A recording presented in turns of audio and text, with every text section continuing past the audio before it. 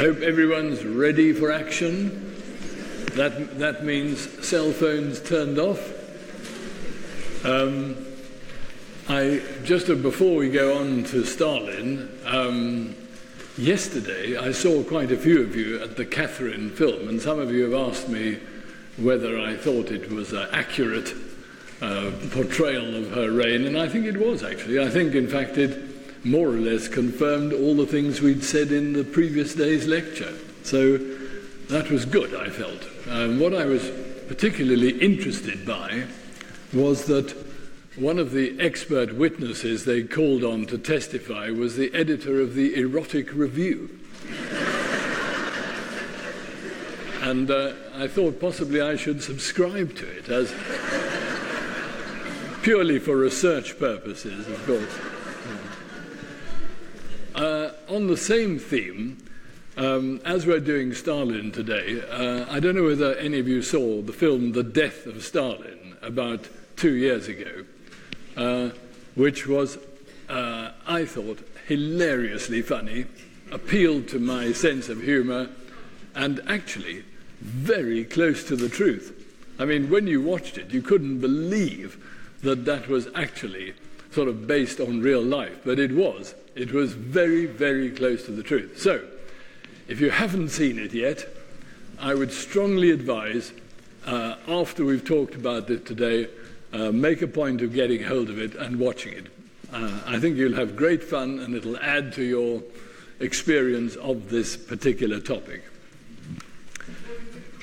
The Death of Stalin.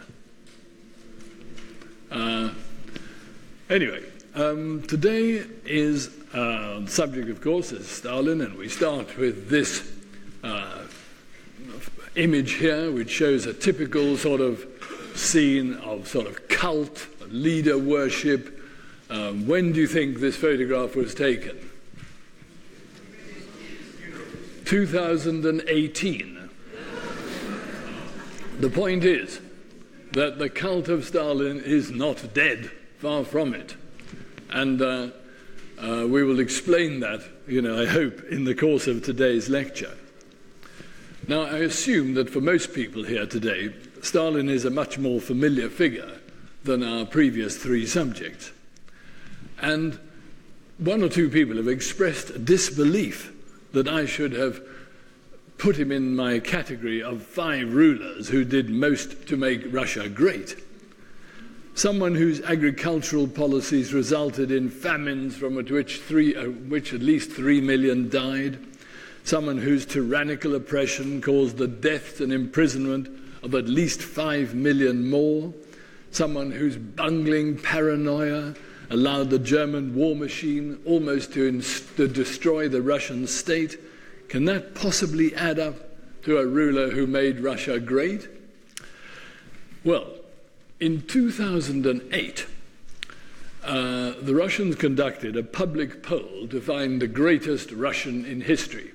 And that was based on a similar exercise that the BBC had carried out in the United Kingdom earlier in the year. And you may remember that Winston Churchill was voted the greatest Briton in history.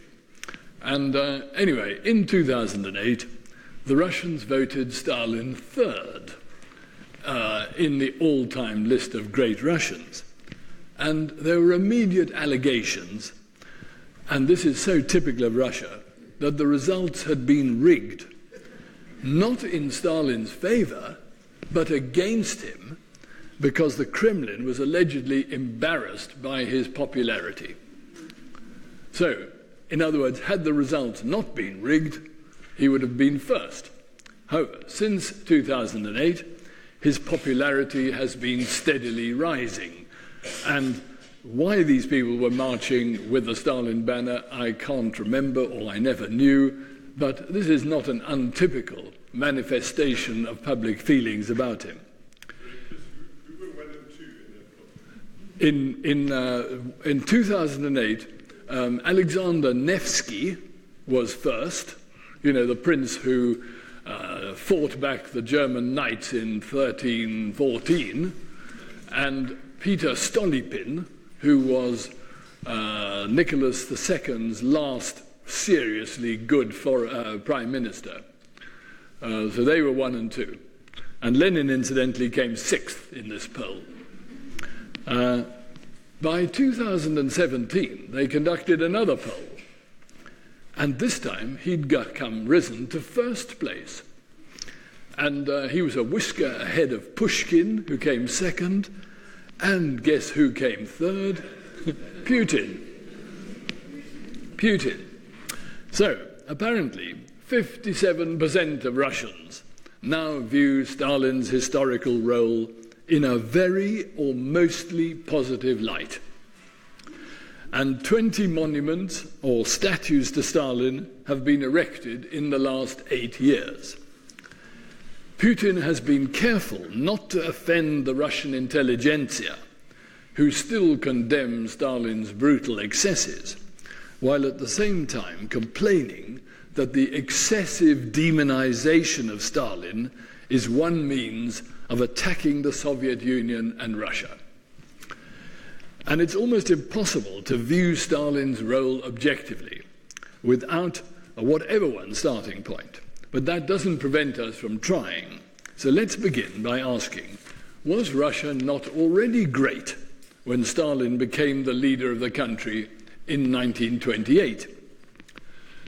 Well, the First World War had ended 10 years earlier, and it had made plain what feet of clay this colossus had. Russia claimed to be one of the great powers, but was shown to be in another league from her Western neighbors. The Russian government had been in no doubt about Russian backwardness. They knew that Russia was backward compared to Germany and France and Britain. But they assumed that they could make good that deficit by the sheer weight of manpower. Well, the machine gun put paid to that fallacy. But it wasn't only a technological deficit. It was also a huge failure of leadership, of government, education, expertise, and administration.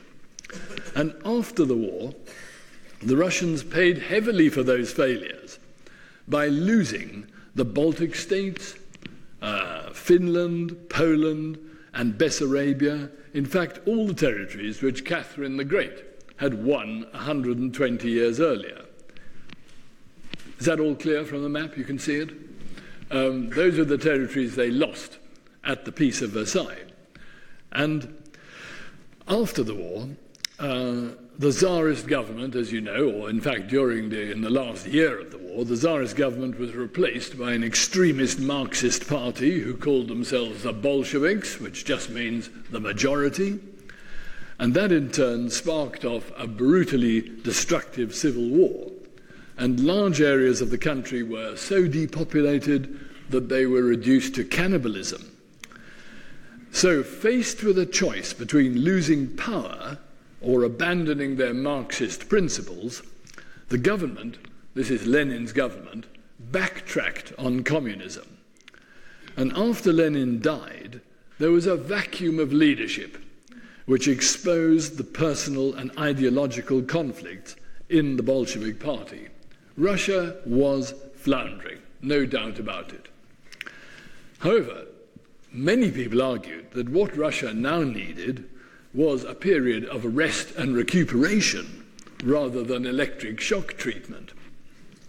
And there was a plan on the table to restore the patient to full health. And what was more, it was very popular with the Russian people. Lenin had called it the NEP, in other words, the new economic policy. And no matter how he tried to disguise it, it was essentially a return to capitalism. But as a way to make Russia great, it had two major disadvantages.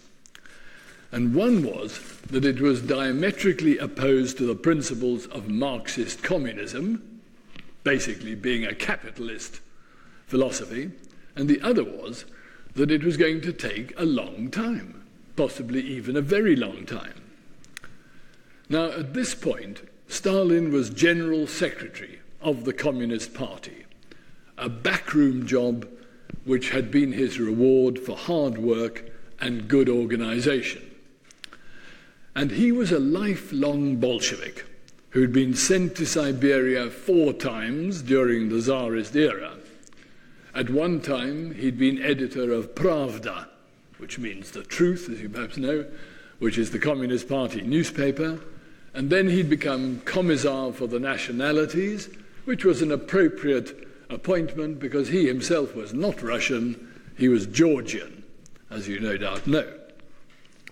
And like our previous 3 subjects, Stalin's ascendancy began with a heroic struggle to achieve the supreme position for himself.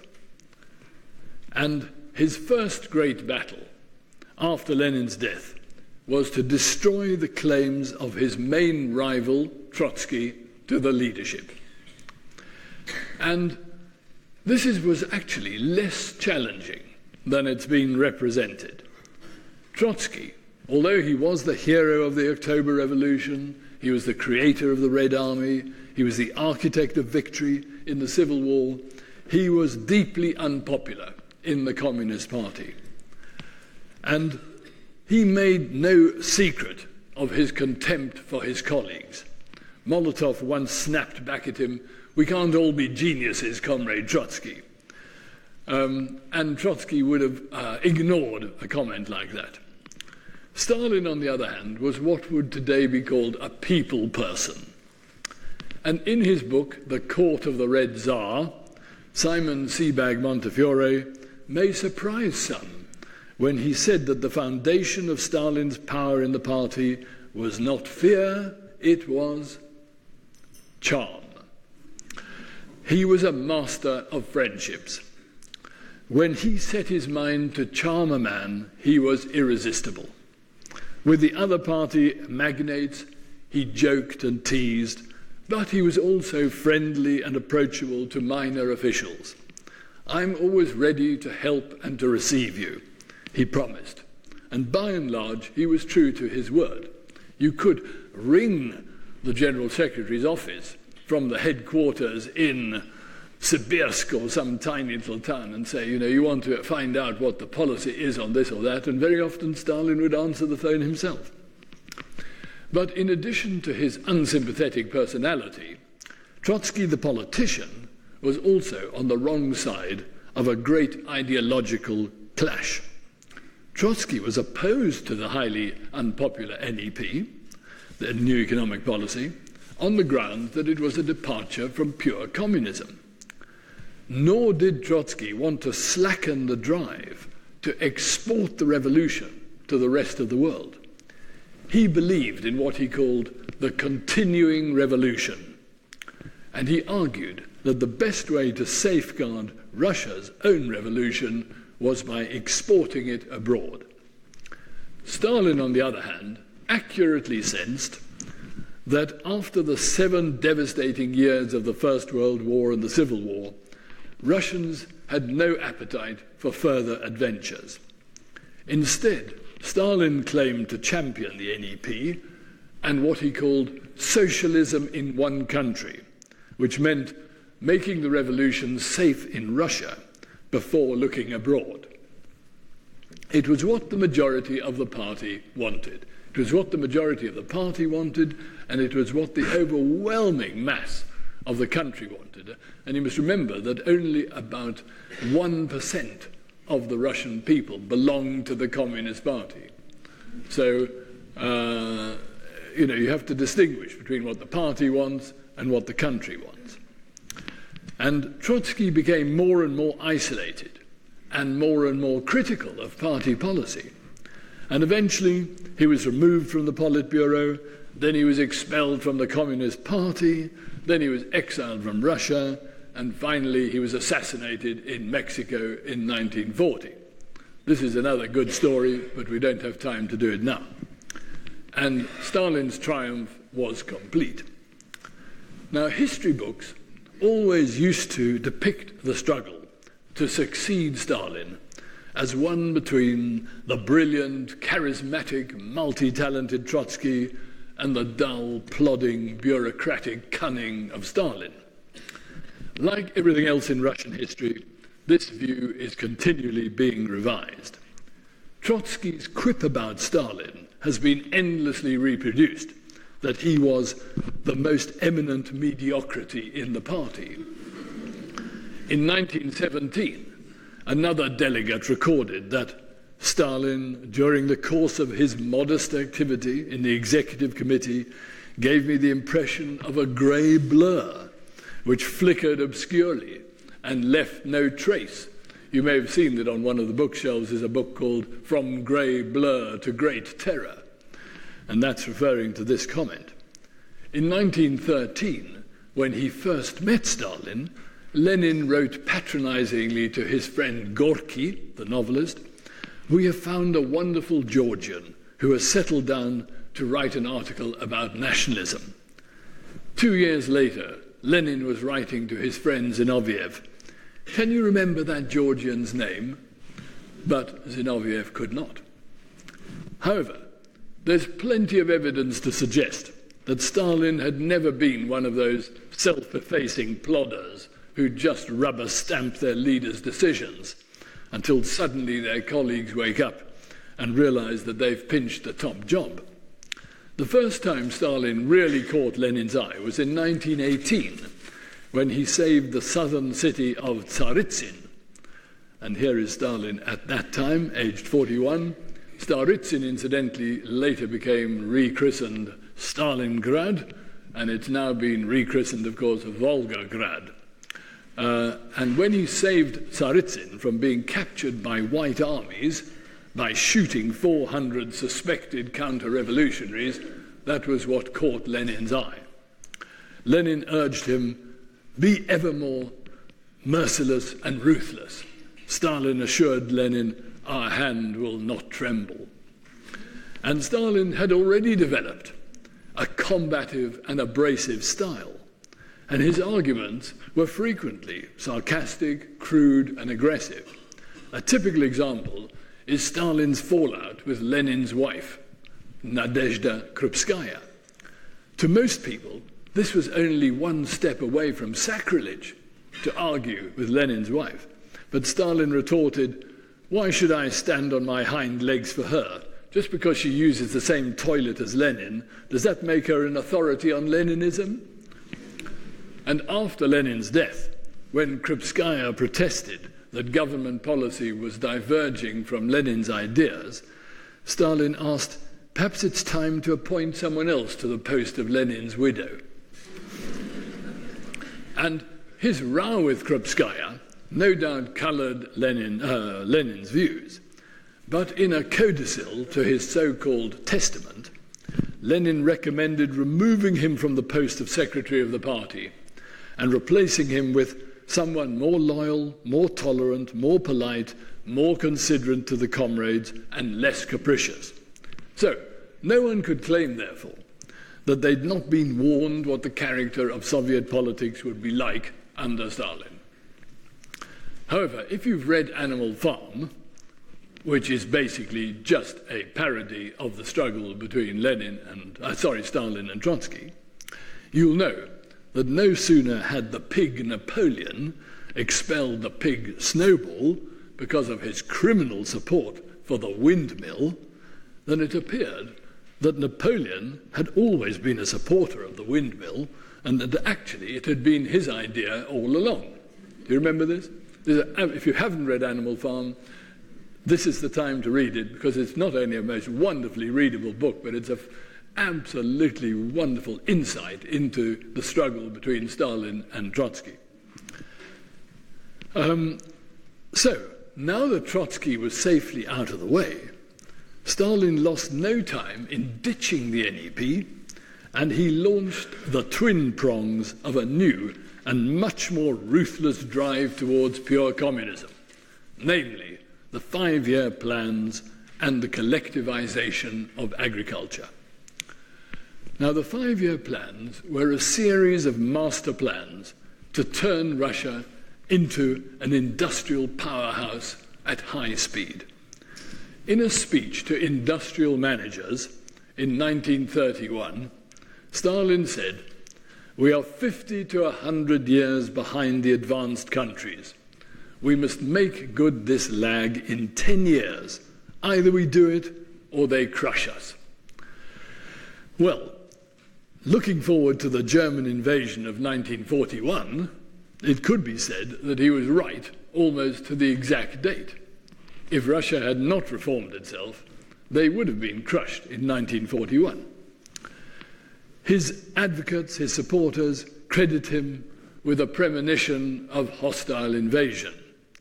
However, in 1931, of course, the people who would invade Russia, the Nazis, were just a minority party on the German opposition benches. They'd not even come to power yet.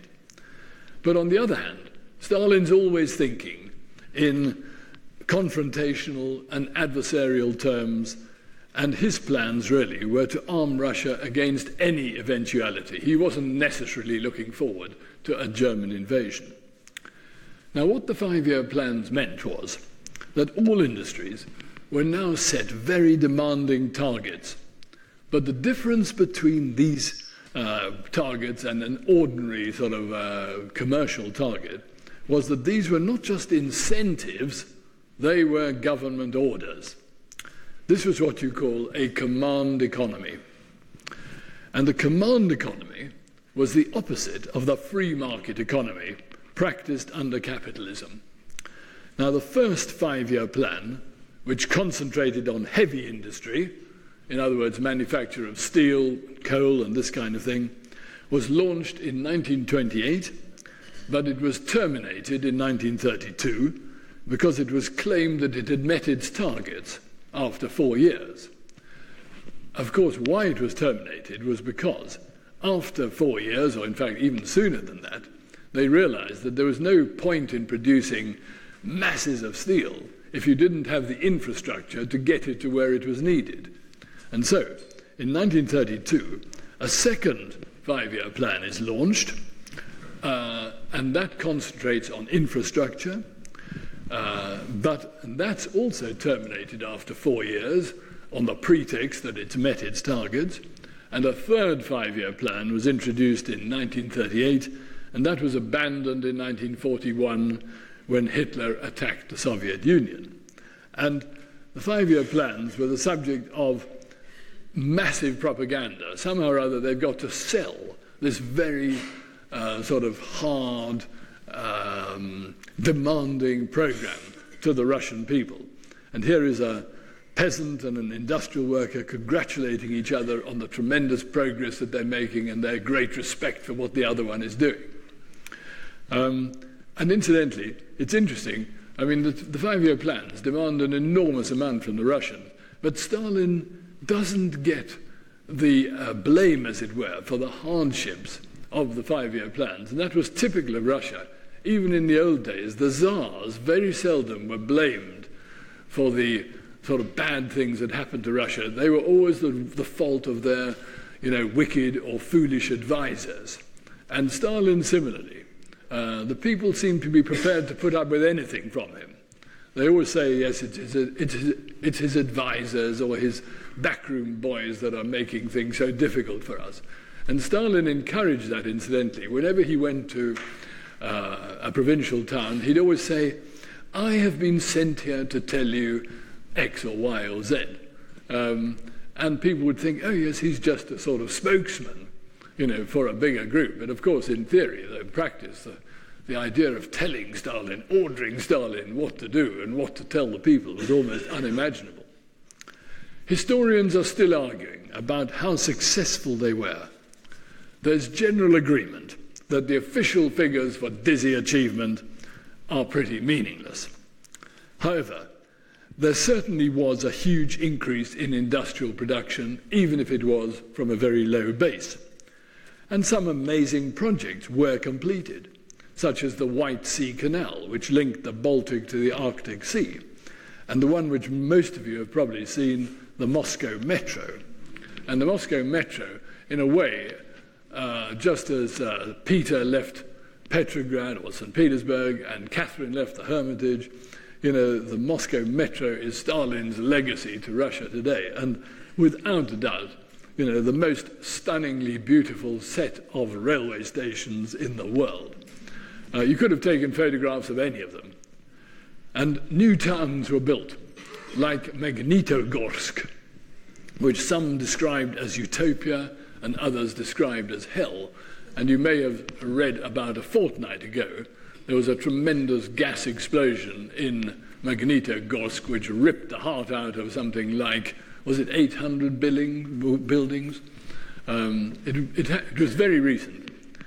And what was achieved by the 5-year plans was certainly at a massive human cost. Backbreakingly hard work and often forced labor. And incidentally, it was illegal to be unemployed in Russia during Stalin's time. You had to register for employment in order to get the other social benefits. And they were a dazzlingly ambitious attempt to convert a primarily agricultural and conservative population into a technological and progressive one. But the real yardstick of success is that once Russia had recovered from the shock of the German attack in 1941, her industrial production substantially exceeded Germany's. And the 5-year plans were certainly a major restriction on individual freedom. But remember that this is the 1930s, and what's happening in the rest of the world? In America and in the Western democracies, they're in the throes of the Great Depression.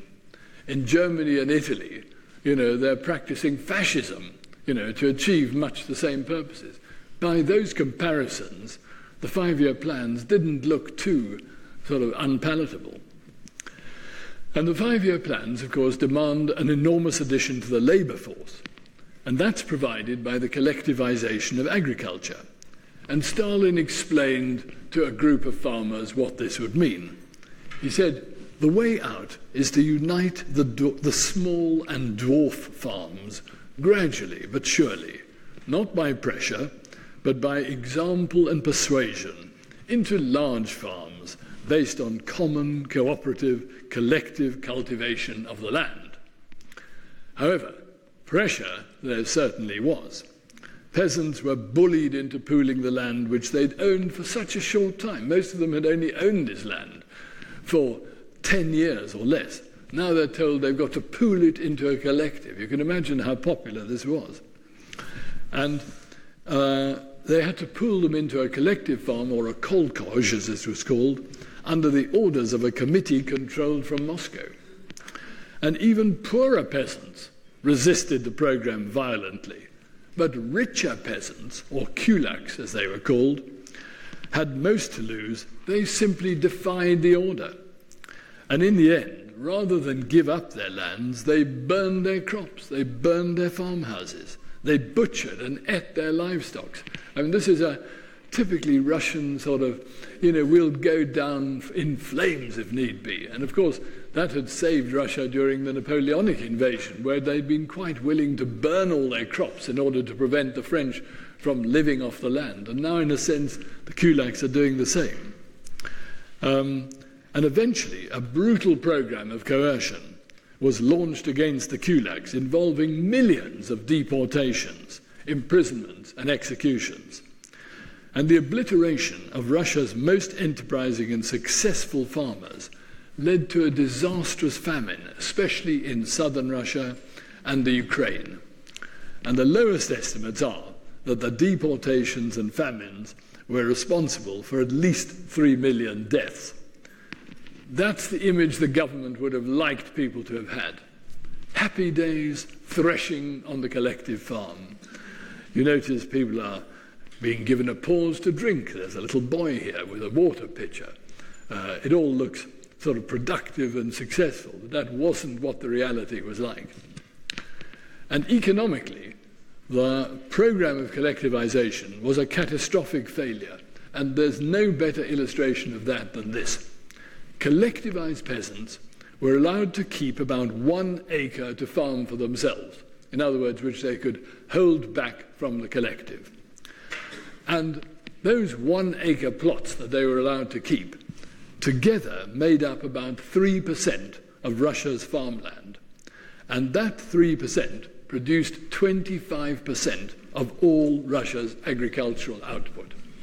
It's a fascinating insight into what you do for yourself and what you do, as it were, for the state and for other people. And supplies of grain. By 1937, Stalin and the Politburo felt that the political gains were worth the economic costs.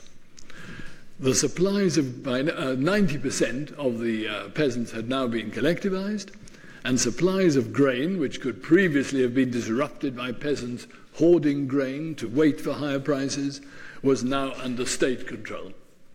And collectivization released about 16 million peasants for redeployment in industry. In other words, it's the command economy working in the agricultural sector. Now, not surprisingly, the 5-year plans and the collectivization of agriculture aroused vehement opposition, not only among those directly affected by them, but also in the party, where many people in high places regarded it as a mistake. And the leadership decided that a program of draconian violence was needed to bring both the party and the population to heel. What has come to be known as the Great Terror or the Purges. And between 1934 to 38, probably about 1.2 million Soviet citizens were executed, and another 3.2 million were sent to labor camps. And the victims fell into two groups. The first were all those who could, by any stretch of imagination, be regarded as a threat to the leadership's absolute control of the state. And that meant eliminating all the surviving members of the first two Politburos, including the great heroes of the revolution, Bukharin, Rykov, Kamenev, Zinoviev, Tukhachevsky, the heroes of the Civil War, as well as 112 out of 150 members of the Central Committee of the party, 80% of all the top-ranking army officers. It's an extraordinary culling of all the tall poppies. And, the rest of the world looked on in amazement as these killings went on. In fact, very famously, Lady Astor went to visit Stalin, and she said to Stalin, "How long are you going to go on killing people?" And he said quite calmly, "As long as it's necessary." And some of those accused of treason, counter-revolution, and sabotage were such long-serving, dedicated, and faithful Bolsheviks that the charges against them were simply incredible. And the answer was to put them on show trials where they confessed to an enormous list of supposed crimes. And here's another cartoon showing the show trials as they were seen in the West. Yes, I'm guilty. Sure, I tried to betray my country. In other words, as though this was the kind of confession that people would make. And typical of these confessions, for instance, was Pyatakov, who was the head of heavy industry, who confessed to having flown to Oslo in 1936 to meet with Trotsky at the Bristol Hotel to seize power with the help of the Germans. Well, Oslo Airport reported that no foreign planes had landed that day, and the Hotel Bristol had closed down 4 years before the supposed meeting. But Pyatakov was convicted all the same, sentenced to death, and executed. And the second group of people, of victims, were simply ordinary Russians who perhaps might be independent-minded enough to show disagreement with the party's policies. Hundreds of thousands of kulaks, as we said earlier, automatically fell into this group. But the net was soon cast wider. It was very dangerous to make anti-government or anti-Stalinist jokes. Nevertheless, some of them did do the rounds. One of them features an old Jew named Rabinovich. Rabinovich is the sort of Van der Merwe of Russian jokes, carrying a placard at the annual anniversary march for the October Revolution saying, "We thank Comrade Stalin for our happy childhood." And a party official rushes up to him and says, "Have you gone mad? Are you trying to make fun of the party? When you were a child, Comrade Stalin hadn't even been born. I know says Rabinowitz. That's what I'm thanking him for. A knock at the door at 4 a.m. was usually how victims were taken into custody. One joke, another joke, had all 6 families of a communal apartment woken one morning by a thunderous knocking at the door. None of the 6 men dared open it. The knocking became louder with shouts and hammer blows. Eventually, one man crept down to open the door a crack. A moment later, he returned to the landing, a smile beaming across his face. "It's nothing serious, comrades," he said. "It's just that the house is on fire." I used to think that the purges and the Great Terror were a panicky overreaction to the opposition aroused by the 5-year plans and the collectivization of agriculture. But recently, I now see them much more as the third prong of a drive to control every aspect of Russian life: industry, agriculture, and political obedience. And in its scale, Stalin's program was very similar to Peter the Great's.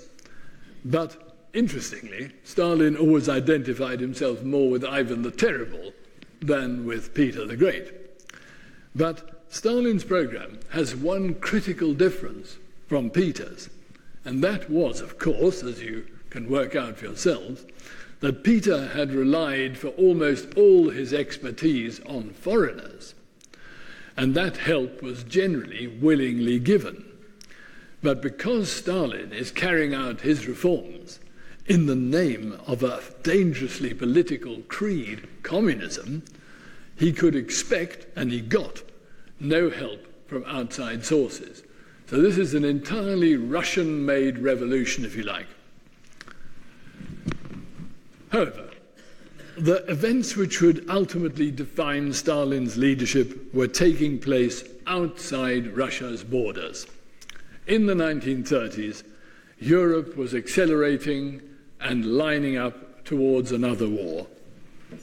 War had always been seen as the greatest danger to the permanence of the revolution. Stalin didn't trust Hitler an inch, but he mistrusted the Western leaders just as much. And in August 1939, the West expressed outrage when Stalin bought precious time by signing a shockingly unexpected non-aggression pact with Hitler. And here is the cartoon by the famous British cartoonist, actually a New Zealander, called David Lowe. And can you see Stalin? And I mean, these two have been slagging each other off in the most virulent terms for the last 15 years. And now they've made this alliance of 25-year non-aggression pact. And so Hitler is saying, the scum of the earth, I believe, you know. And Stalin is saying, the bloody assassin of the workers, I understand. And so this was how the rest of the world saw the treaty between Stalin and Hitler. But the West had no right to feel aggrieved. They'd fluffed a similar opportunity when an Anglo-French delegation to Russia frittered away precious time by going on a Baltic cruise before they got down to business and meeting Stalin. Stalin did not think that the British and the French were serious about making an alliance. Now, Hitler's intentions, of course, were even more cynical, as he'd always intended. Once he'd secured his Western Front, he launched a surprise attack against his supposed ally. Russia was where the master race would find Lebensraum, in other words, living space, at the expense of the Untermenschen, the subhumans. And Stalin's defense of the motherland against this brutal assault is still portrayed as his finest hour. But the reality is very different. For a start, the so-called surprise attack, Hitler's attack on Russia, had been flagged up for months in advance. You probably know this from other sources. All summer, British intelligence had been warning Russia that the Germans were mobilizing about 3 million men in occupied Poland. Stalin refused to believe the reports. What do you think he thinks? He thinks that these are an attempt, or they're traps, to lure Russia into war against Germany to take the pressure off Britain. So he doesn't believe the reports that he's getting from the British Secret Service. And on the day before the attack, 6 German deserters swam across the River Bug to warn the Russians that an attack was planned for the next morning. What do you think happened to them? They're shot as traitors, enemy agents. And even when reports reached Stalin that the Germans had actually crossed the border, he refused to allow the Russians to fire on them, in case that would seem like a provocation to war. So, 8 hours later, when the reality of the situation hit him, he suffered a nervous breakdown. He retreated to his dacha outside Moscow in a state of paralyzed inactivity. For 2 days, he gave no orders, and no one else dared give them instead. Finally, a delegation of his sycophants drive out to see him. He thought they'd come to arrest him, but instead they implore him to take charge of the situation. He recovered his nerve, and he took the first steps towards becoming the heroic generalissimo who would save the world from fascism. Operation Barbarossa, launched in 1941, July 1941. 5 months later, the Germans have reached the outskirts of Moscow. And the agonizing question now was, should Stalin evacuate Moscow, as Tsar Alexander and Kutuzov had done when fighting Napoleon in 1812? Well, Stalin made possibly his greatest contribution to winning the war by deciding to stay. It made a huge impression on the Russian people. The Russians counterattacked with fresh troops from Siberia, and for the first time, Blitzkrieg was stopped in its tracks. And of course, why the Russians have got troops in Siberia is because they're protecting themselves against a possible second front against the Japanese.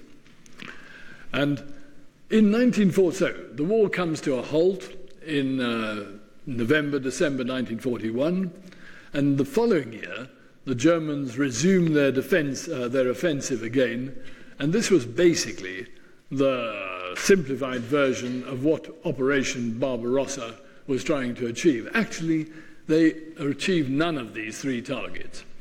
Leningrad is besieged for 930 days, as you probably know, but they never actually take it. They never get to Moscow, and of course they never get to Stalingrad. And in 1942, when winter begins to disappear, the Germans switched their target from Moscow to the Caucasian oil fields.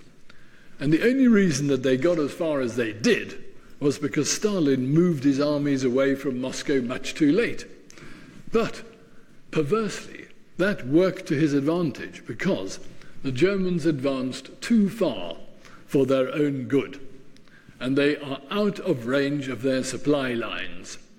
And as a result, the Russians are able to catch up with them at Stalingrad, and that turned out to be possibly the most decisive single battle of the war.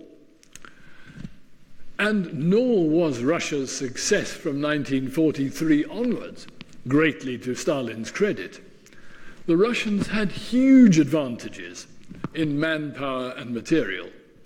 Even as late as 1944, the Russians were losing 5 men to every German soldier. The difference was that the Russians could replace 5 men, whereas the soldiers needed to replace 1 German could not be spared from Finland, Norway, Denmark, the Balkans, Italy, France, even the Channel Islands, all the other places where Germany was holding a front. And as far as war materials were concerned, even before the war, Russia was producing 25% more aircraft than Germany. By 1942, they were producing 60% more aircraft than the Germans. They produced 60% more tanks than the Germans. And of course, in addition to producing more of them, the Russian tank turned out to be much, much better than the German tank. And of course, in addition to what they're producing, they're able to call on the industrial manufacturing surplus of the USA. And so even though 75% of the whole German war effort was concentrated on the Russian front, by 1945 the Russians had 5 times as many men, 5 times as many tanks, 7 times as much artillery, and 17 times as many aircraft as the Germans. And what's remarkable is not that Stalin wins the war, but that the Germans hold out for as long as they do. However, no matter how you explain it, the Russian victory put Stalin in a uniquely powerful position at the end of the war. And that was further enhanced by the fact that Roosevelt died a month before the end of the war, and that the British voted Churchill out of office just as the post-war peace conference was gathering in Potsdam.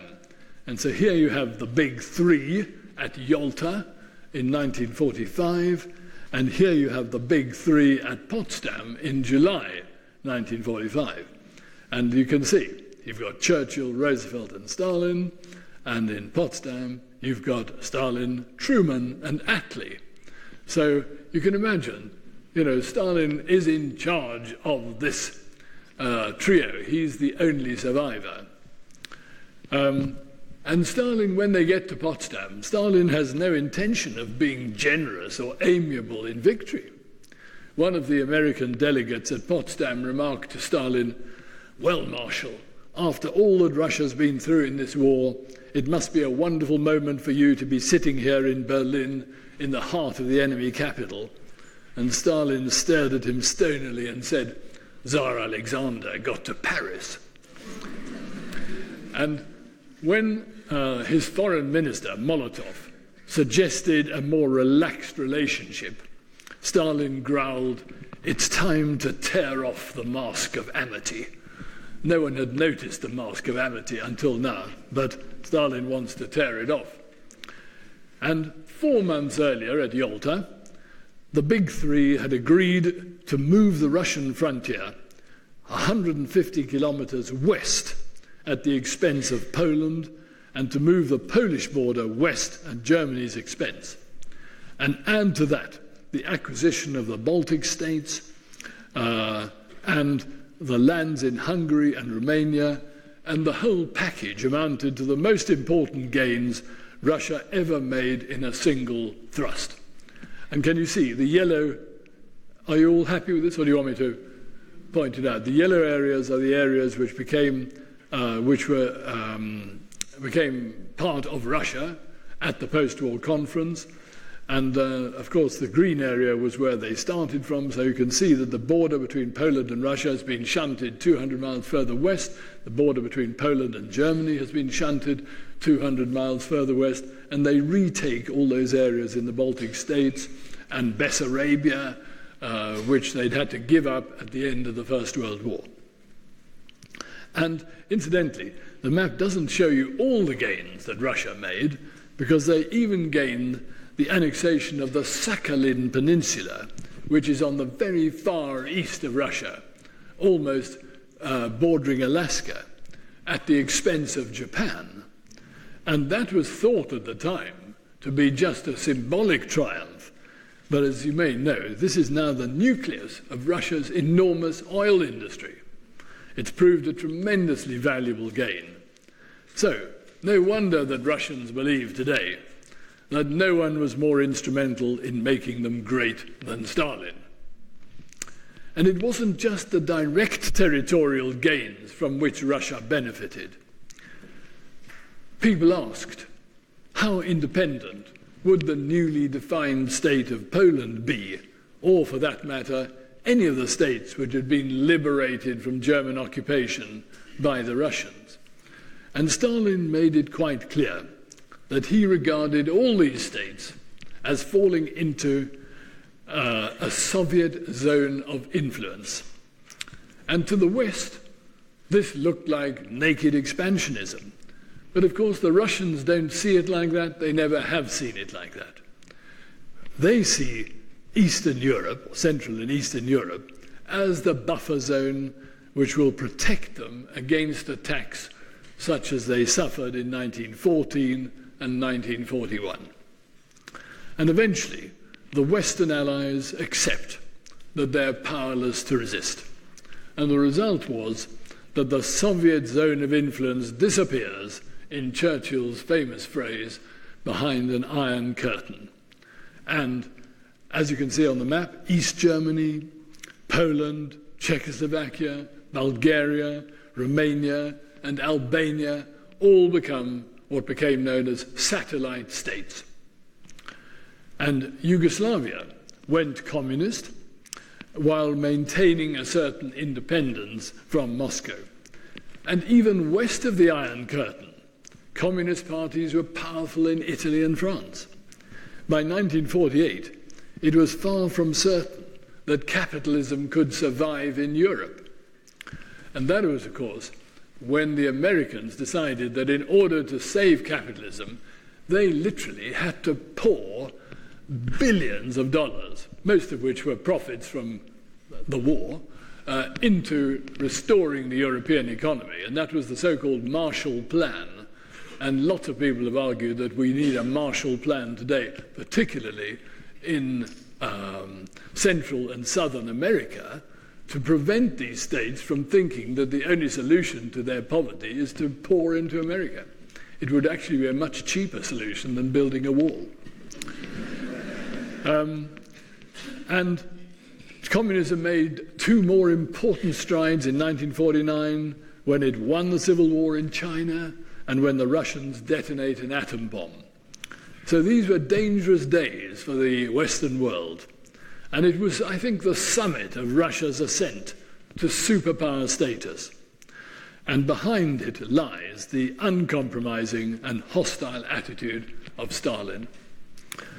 And I find it very difficult to come to a balanced judgment on this extraordinary figure. And few, if any, rulers have ever been so indifferent on this scale to the value of human life or the suffering of their own subjects. At his death, Russia was certainly a superpower. It was also the second largest industrial nation on earth. However, the Russian people were not the beneficiary of these advances. The average urban wage in 52, when he dies in 53, January 53, the average urban wage in 52 was no higher than it had been in 1928. Agricultural output was only 70% of the 1940 levels. The state may have flourished, but as I said about Peter, the state may have flourished, but the people withered. The key question is, was terror and mass murder necessary to transform the USSR and to protect it against Germany and ultimately to defeat the Germans? Was Russia better or worse off for having replaced the NEP with a command economy? And Stalin's apologists argue that it might perhaps have been done, but not at that speed. And opponents would say